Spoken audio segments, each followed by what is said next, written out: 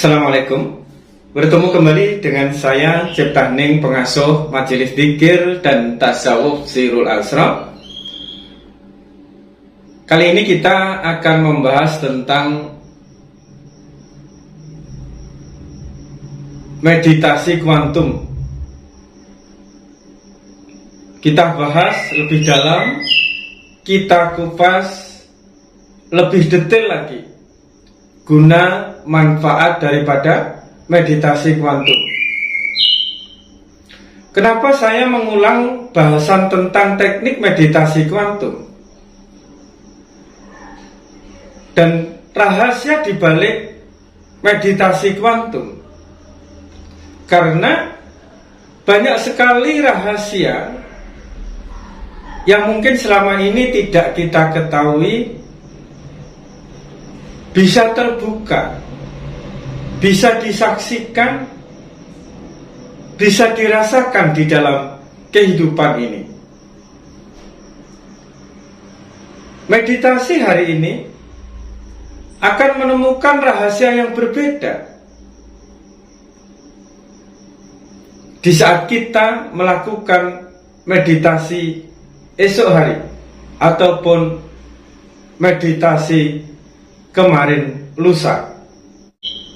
Di samping itu, banyak sekali yang bertanya, yang baru menemukan channel meditasi kuantum, baru ingin mempraktekkan meditasi kuantum. Ketahuilah bahwa sebelum saya menyampaikan atau mengijazahkan tentang teknik meditasi kuantum ini, saya memerlukan jangka waktu 10 tahun. Dari tahun 2010 diawali dengan terbitnya buku saya Di Dalam Diri Ada Allah yang diterbitkan oleh Gramedia. Mulai tahun 2019 inilah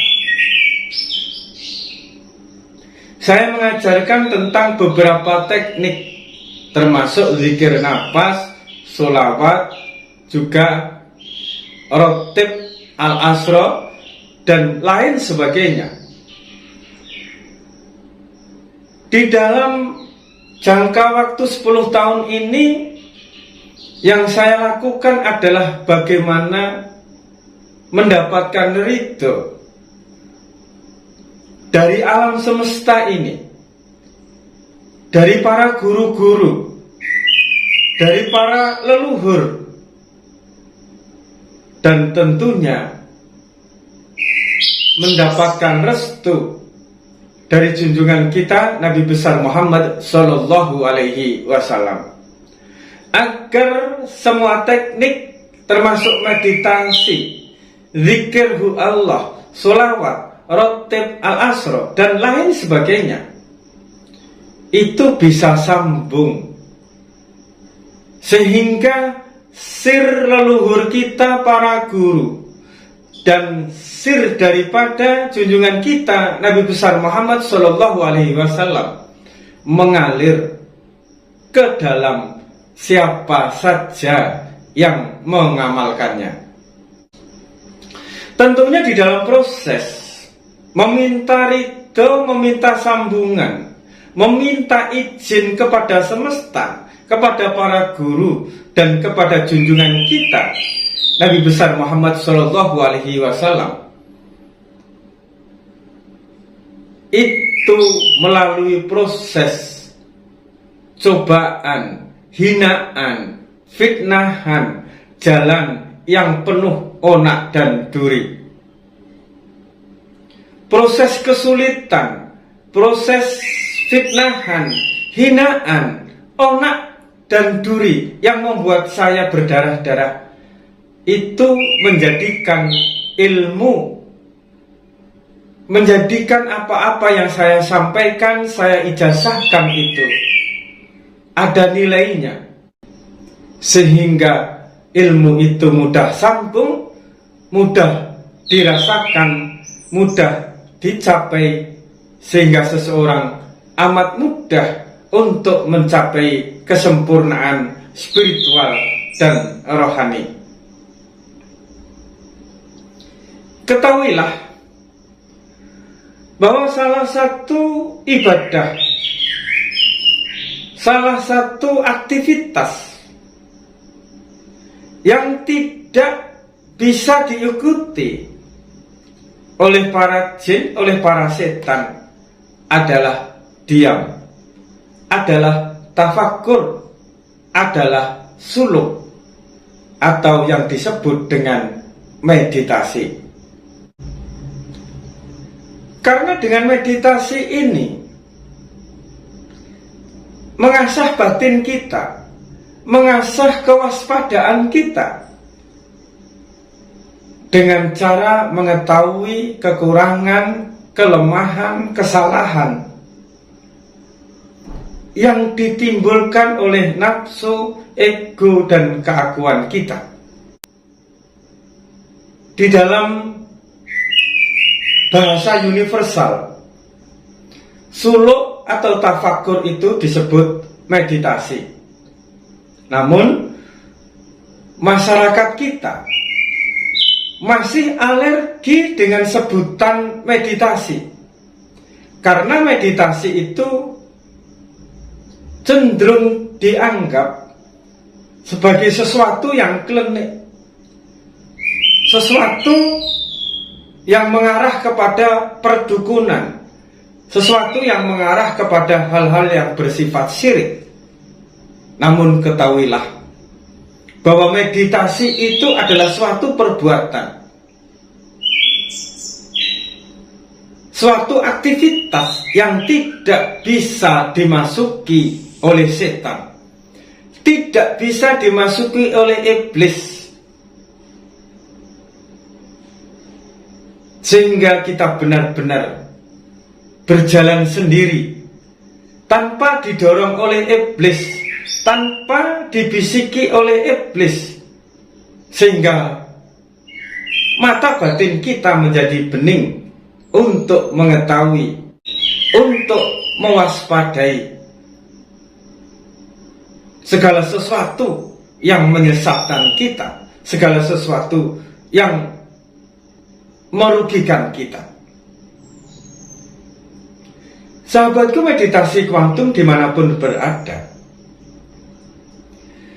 dan meditasi ini adalah sebuah ritual, sebuah laku yang biasa dilakukan oleh nenek moyang kita. Begitu juga dengan junjungan kita menganjurkan agar kita sering-sering melakukan meditasi atau tafakur. Bahkan beliau menyampaikan tafakur sejenak itu lebih baik daripada ibadah 70 tahun lamanya. Kita ini sesungguhnya telah dijajah, tradisi kita diacak-acak, sehingga diri kita tidak connect, tidak ada korelasinya dengan perjalanan leluhur kita, terutama dengan kebiasaan leluhur kita, kebiasaan nenek moyang kita yang melakukan meditasi. Manusia itu terdiri dari perangkat keras dan perangkat lunak. Perangkat keras batang tubuh kita, dan perangkat lunak di dalamnya ada ruh kita. Tubuh ini perlu di-maintenance, dipelihara, dirawat. Pikiran kita dirawat, hati kita dirawat, sehingga apabila kita telah mampu merawat batang tubuh kita dan hati kita, jiwa kita, pikiran kita, maka kehidupan kita, segala sesuatu di luar diri kita akan terawat. Rezeki kita terawat, kesehatan kita terawat, nasib kita terawat, takdir kita terawat. kesehatan juga terawat. Kita mengalami banyak hal, kebangkrutan, kesakitan, kerugian, kesempitan di dalam kehidupan ini. Dan kita sering sekali mencari jalan keluar di luar diri kita. Dan apabila jalan keluar itu tidak kita temukan seperti yang kita harapkan, lalu kita menyalahkan sesuatu di luar diri kita, sehingga pekerjaan tiap hari kita hanya mengeluh, mengaduh, mengambing hitamkan sesuatu di luar diri kita. Apalagi pada saat pandemi ini, semuanya serba terbatas, gerak kita dibatasi, sehingga berimbas kepada kehidupan kita yang serba terbatas dan serba sulit.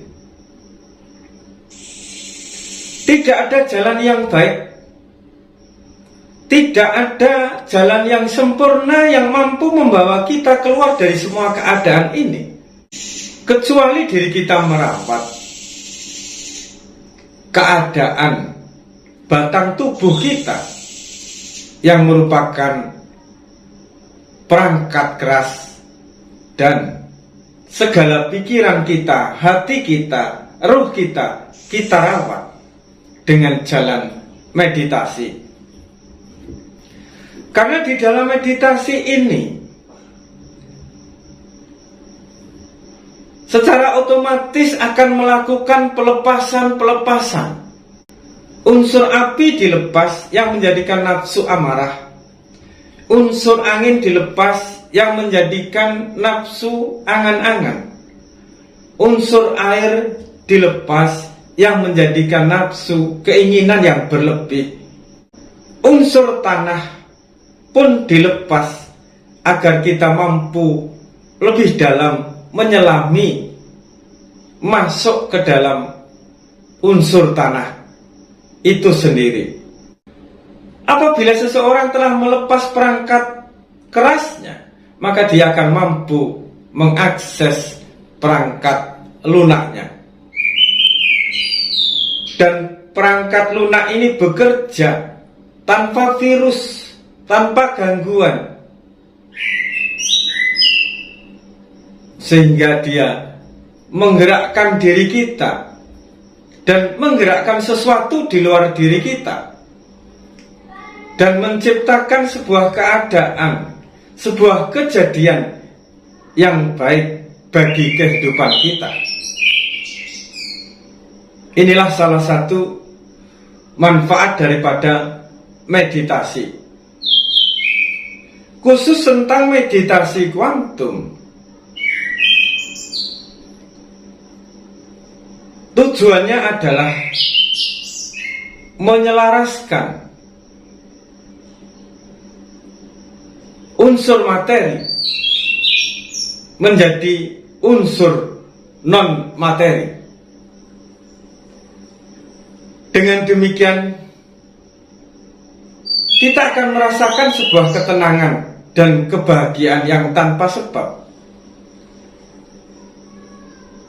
Lalu dengan ketenangan tersebut akan mampu menyembuhkan segala penyakit, baik itu yang bersifat fisik maupun non-fisik. Dengan selarasnya 4 unsur yang ada di dalam diri kita, maka kehidupan kita akan menjadi selaras. Secara tidak langsung kita akan kembali menjadi sempurna sebagaimana asal kejadian diri kita, yang tidak sakit, yang tidak kurang, yang tidak miskin, segala sesuatunya bersifat sempurna. Yang mengurangi kekayaan kita, yang mengurangi kesehatan kita, yang mengurangi rezeki kita, yang mengurangi kebahagiaan kita, karena diri kita masih dikotori oleh hawa yang ditimbulkan oleh 4 unsur yang ada di dalam diri kita. Batang tubuh kita inilah yang terdiri dari 4 unsur itu disebut Adam. Dan apabila kita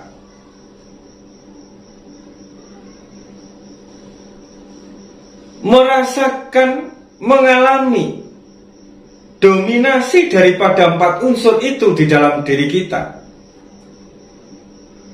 maka selamanya kita tidak akan pernah merasakan ketenangan.